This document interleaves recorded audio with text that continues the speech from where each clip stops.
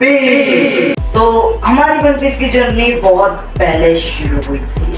I am sorry video इतनी late आई, लेकिन हमारी वन पीस की जर्नी बहुत पहले शुरू हुई थी, जिसमें मैंने कवर की थी, अगर तुम्हें बताया था मेरा review on east blue saga. और आज मैं एक और सागा को बताने वाला हूँ, रिव्यू देने वाला हूँ, Arabasta saga. And by the way मैं तो नाम आवानो पे हूँ। मैंने कुछ पूछा मैंने साले मैंने पूछा।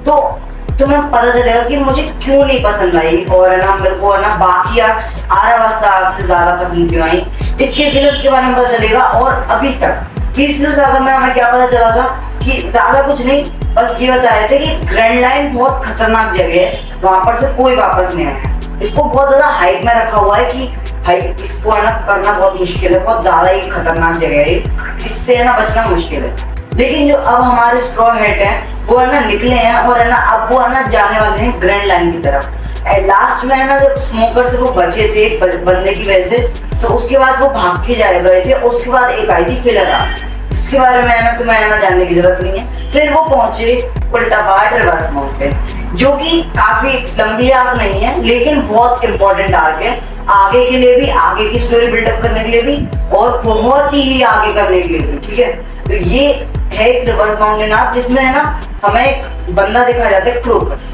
और तुम्हें है ना स्पॉइलर दे ही देता छोटा सा कि ये रॉजर की क्रू का एक डॉक्टर था कुछ टाइम के लिए, और ये लाइट हाउस कीपर है। लेकिन मुझे आज तक ये समझ में नहीं आया कि है ना एक वेल है, वो ना अपना सर मार रही है उस रेड माउंटेन पे, लेकिन ये मर भी नहीं रही। और साथ ही साथ इस बंदे ने ना उसके अंदर लोहे का बम, लोहे कैसे यूज हो रहे हैं उसके अंदर, how the hell is he living inside a well, या फिर कह सकते हैं मुझे बताना।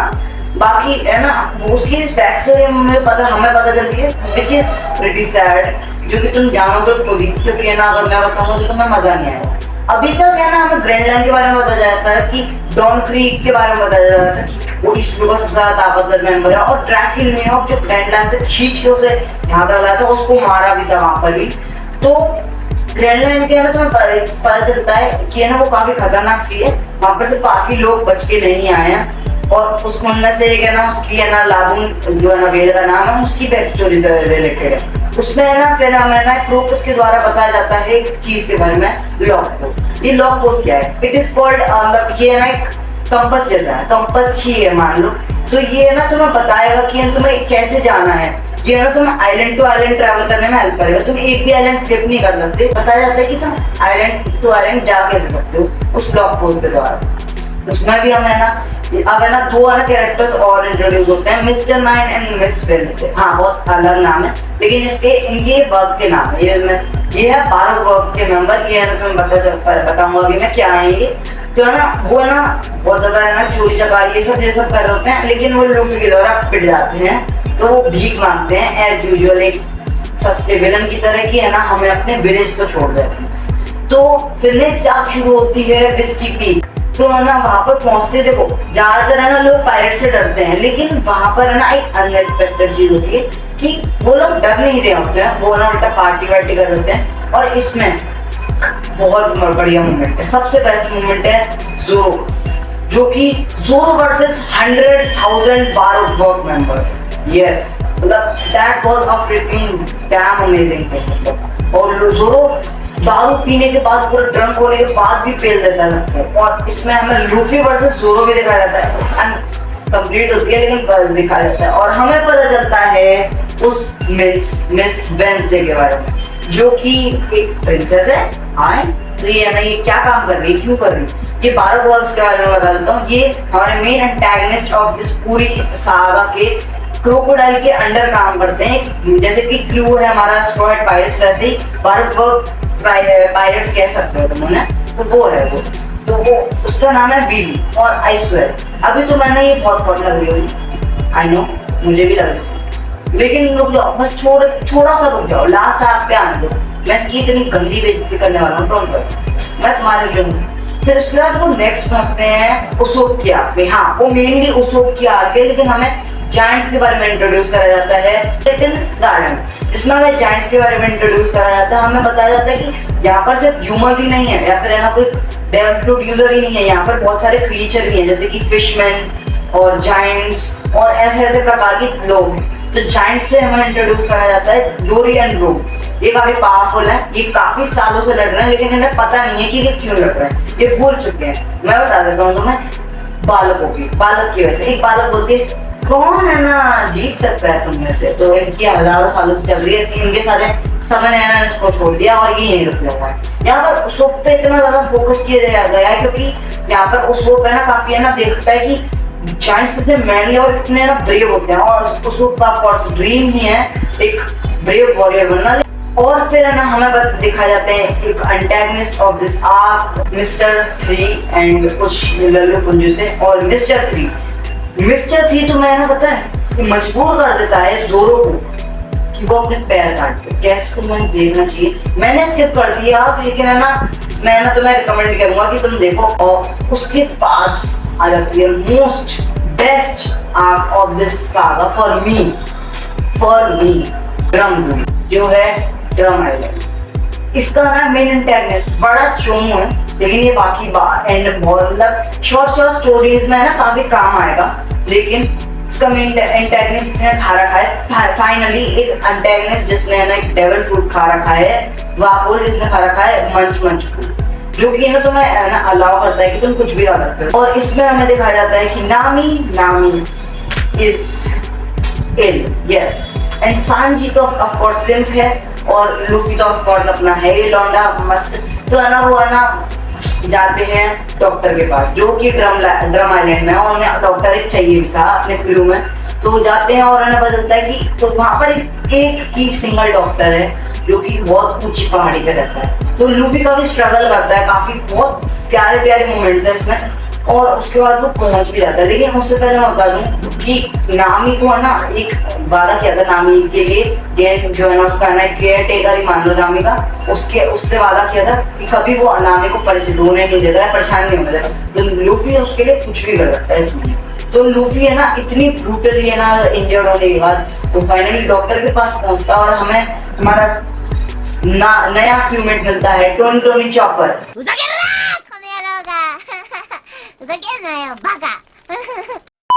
टोनी चॉपर ये जो इंसान नहीं है, हाँ ये इंसान नहीं है, इसने है ना हितोनोमी मॉडल ह्यूमन फ्रूट खाया है, जिससे ह्यूमंस की तरह टॉक एंड वॉक एंड सब समझ सकता है। इसके पास ब्रेन है ह्यूमंस की तरह। और इसकी स्टोरी की वजह से मैं लाइफ में पहली बार वन पीस में जब तक देखा था मैं रोया था।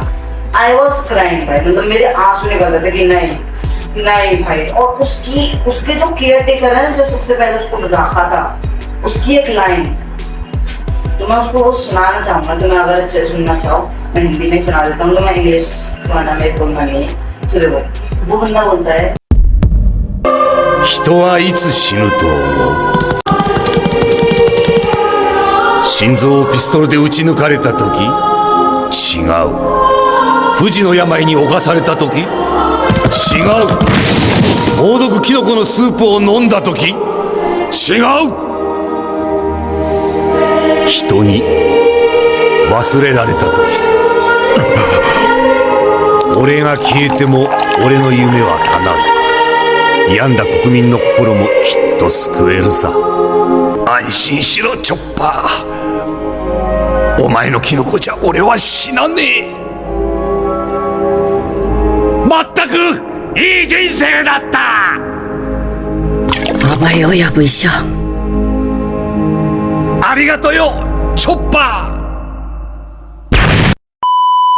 एंड टोनी चॉपर जॉइंस, और है ना काफी बहुत बुरी बैक स्टोरी है टोनी चॉपर की, एंड मुझे बहुत अच्छी लगी थी वो कि ना भाई थोड़ा sense is peaking the One Piece भाई। और अब हम आ जाते हैं आरावस्ता आर्क पे।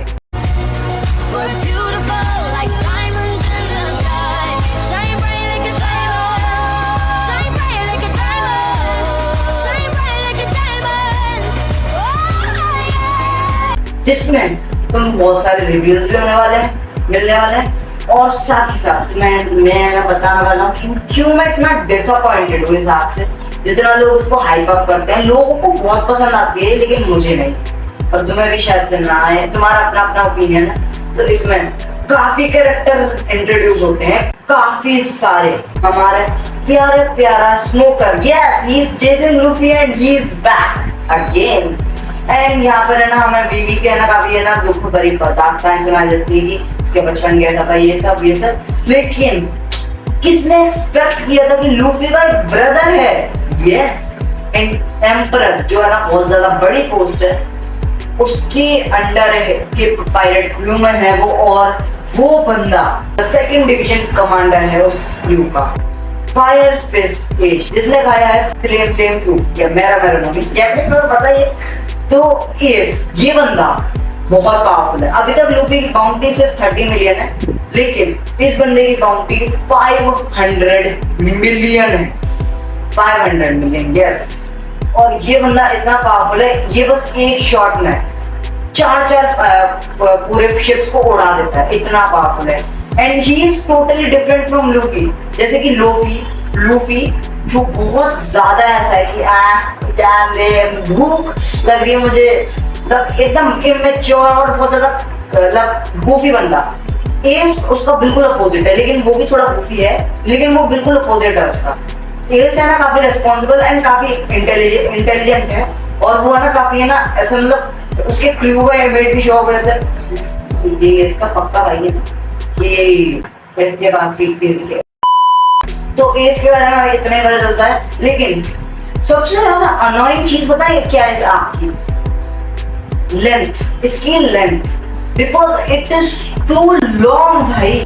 मतलब इसमें है ना मतलब आधी आर्क में ये लोग सिर्फ चल रहे हैं मेन किंगडम तक पहुंचने के लिए, सिर्फ चल रहे। आई नो कि भाई तुम्हें चलना है, तुम्हें चलना पसंद है, लेकिन बाय द फ्रिकिंग थिंग तुम है ना ये कर रहे हो यार कि तुम चले जा रहे हो, एटलीस्ट कुछ तो चीज वो दिमाग लगाओ यार। इतना ज्यादा लंबा, मतलब मैं 30 एपिसोड तक चल ही रहे हैं, वो एक दो साइड चीज बताई जा रही है। लेकिन तुम्हें पता है मैंने ना लिटिल गार्डन की एक है ना चीज है ना तुम्हें बताएंगे। सांजी का वो एमवीपी मोमेंट था वहां पर, वो है ना सबको पेल के वो है ना क्रोकोडाइल को करता है गुमराह, और वो बोलता है मैं हूँ मिस्टर प्रिंस, जो उसको गुमराह कर देता है। और यहाँ पर भी है ना वो काफी काम आने वाला है मिस्टर प्रिंस। तो वो पहुंच तो जाते हैं, लेकिन ऑफ कोर्स क्रोकोडाइल तुम्हें लगता है कि अभी तक देखो आर्लोंग आया है या फिर बगी आया है, स्मोकर जो एक कैप्टन है अभी तो, और ये सब आए कि काफी दिमाग से काम नहीं लेते, ये बस पावर के ऊपर है कि हाँ मैं सबसे पावरफुल, मेरे आगे कोई नहीं। लेकिन क्रोकोडाइल वैसा नहीं है, वो अपने दिमाग से खेलता है, वो है ना लोगों के दिमाग से खेलता है, वो है ना सबको फंसाता है, वो ऐसा दिखाता है कि हाँ मैं हार रहा हूँ, लेकिन एंड में उसका जो प्लान दिखता है ना तुम्हें, दैट वाज फ्रिकिंग अमेजिंग भाई। वो इतना ज्यादा है ना दिमागदार है वो, और वो ऑलमोस्ट लूफी एंड सबको ना मार देता है, ऑलमोस्ट स्मोकर लूफी सबको मार देता है। और ऑफ कोर्स इसमें है ना मेरे को एक बंदा जिसके लिए मेरा है ना दिल से रिस्पेक्ट है, मैं उसके लिए ऐसे बो डाउन, हर वन पीस फैन उसके लिए बो डाउन कर सकता है।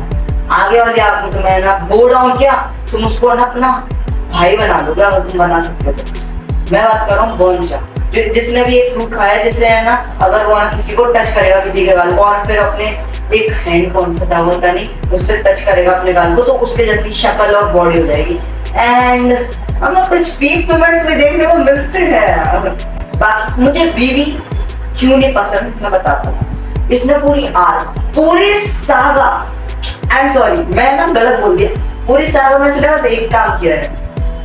ऐसे देखो मैं ना तुम्हें डेमोन्स्ट्रेट करता हूँ, ये देखो ये है ना उसकी आंख है ना, और फिर उसने कर दिया क्या, इसको इतनी बड़ी को इतना छोटा, मतलब नहीं समझे। मैं बात कर रहा हूँ इस लड़की ने सिर्फ और सिर्फ पुतलियां छोटे करने का काम लिया है, इसलिए मैंने इसका नाम ही रख दिया है मिस पुतलियां छोटी करने। आई हेट दिस कैरेक्टर भाई, इसने पूरी आर्क में कुछ नहीं किया है आरावास्ता की, इसने सिर्फ और सिर्फ एंड वाले है ना मोमेंट में कुछ किया है पूरी वॉर को रुकवा के, क्योंकि क्रोकोडाइल इतना दिमागदार बंदा, उसने पूरी वॉर स्टार्ट कर दी और आरावास्ता को उड़ाना चाहता था। एंड तुम सोच रहे कि यार ये क्रोकोडाइल को कुछ कह क्यों नहीं रही वर्ल्ड गवर्नमेंट, क्योंकि वो वारलॉर्ड है। वारलॉर्ड क्या है? वारलॉर्ड एक ऐसी पोस्ट है जिसमें तो वर्ल्ड गवर्नमेंट के साथ हो, लेकिन सारे वारलॉर्ड है ना हरामजादापंती ही कर रहे हैं। क्रोकोडाइल मैं उसके है ना इससे इम्प्रेस हूँ कि भाई वो बंदा इतना ज्यादा पावरफुल है। अभी तक लूफी है ना ये ऐसे बंदे से बच रहा था, स्मोकर, वो भी एक लोगे टाइप है। तो क्रोकोडाइल ने भी एक फ्रूट खा रखा है जिसका नाम सुमा सुमानुमी मॉडल सैंड फ्रूट है, जो कि तुम्हें ना एबिलिटी देता है कि तुम सैंड में बदल सकते हो।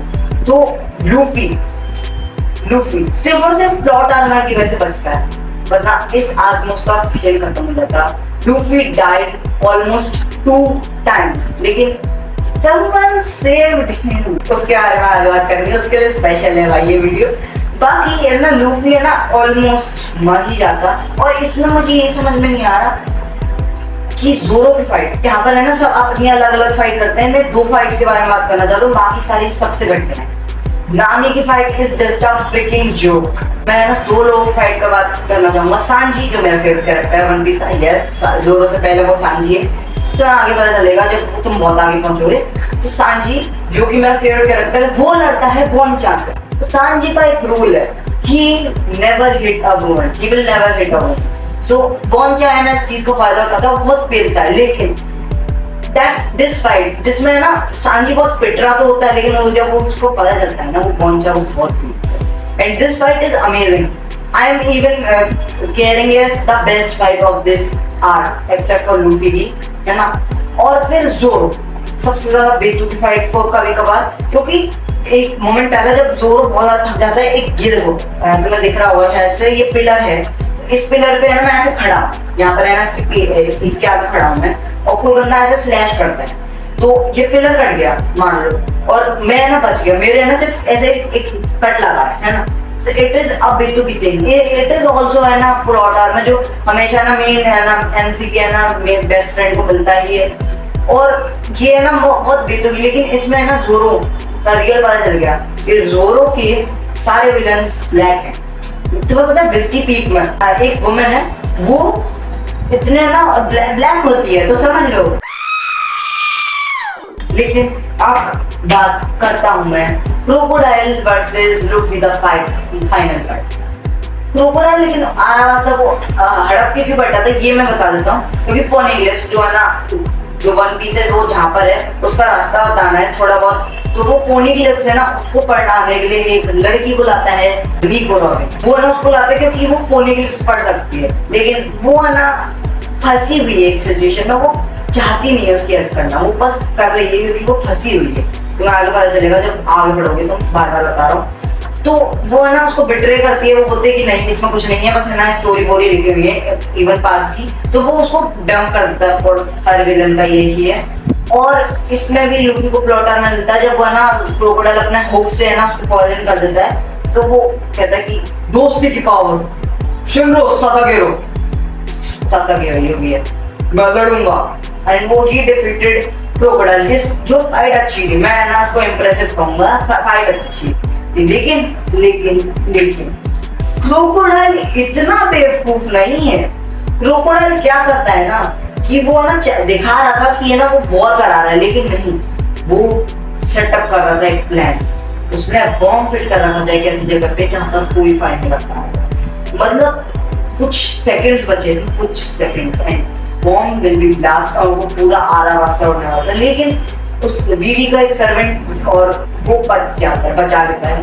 एंड नेक्स्ट उसके बाद पूरी आग खत्म होती है। मैं विदाउट स्क्रिप्ट बोल रहा था, तो मैंने ना एक चीज़ बोलना भूल गया कि एक बहुत बढ़िया मोमेंट आता है एंड में आग के, वो है ना, तो मैं ना जब मैं ना इंट्रो ना मिलता है, जब वो है ना एक छोटा सा क्लिप आती है, तो वहाँ पर देखना वो एक्स वाले मार्क को पोज कर रहे हैं ना, वो सब वही वाला एक मोमेंट है, तो बहुत अच्छा है वो, तो मैंने उसको है ना गौर से देखना एक बार। मुझे है ना ये आग इतनी पसंद नहीं आई, क्योंकि इसमें ना सिर्फ ये था कि चल रहे हैं पुतलियां छोटे करने वाली ये बोले, इसमें समझ गए तुम।